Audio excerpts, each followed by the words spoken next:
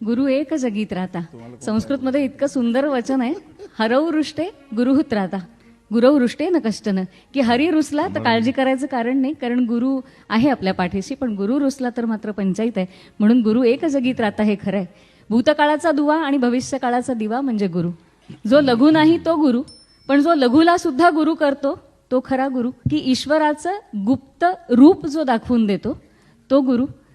दत्तगुरूंनी तर 24 गुरु केले, जे स्वतः साक्षात सद्गुरू होते त्यांनी 24 गुरु केले. त्यांनी फक्त आपल्याला एवढाच संदेश दिला की स्वतःकडे लघुत्व घेतलं की समोरच्यातलं गुरुत्व आपोआप दिसतंच.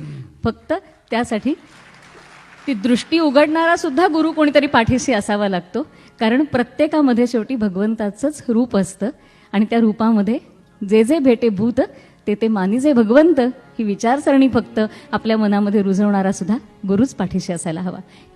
कबीरजींनी एका ठिकाणी असं म्हटलंय की माझ्या घरी गुरु आणि देव जर एकत्रित आले तर मी पहिला नमस्कार कुणाला करावा? गुरु गोविंद साथे खडा काके लागू पाव. गुरु गोविंद साथे खडा काके लागू पाव. फक्त प्रश्न विचारून थांबत नाहीत कबीरजी, त्याला उत्तरही देतात. ते म्हणतात बलिहारी गुरुजी आपण गोविंद दियो बताय. गुरुजी पहिला नमस्कार आपल्यालाच, कारण माझी एवढी योग्यता नाही, आपण आहात म्हणून हा भगवंत माझ्या दारी आलेला आहे. आणि त्यामुळे पहिला नमस्कार अर्थात म्हणजे गुरु.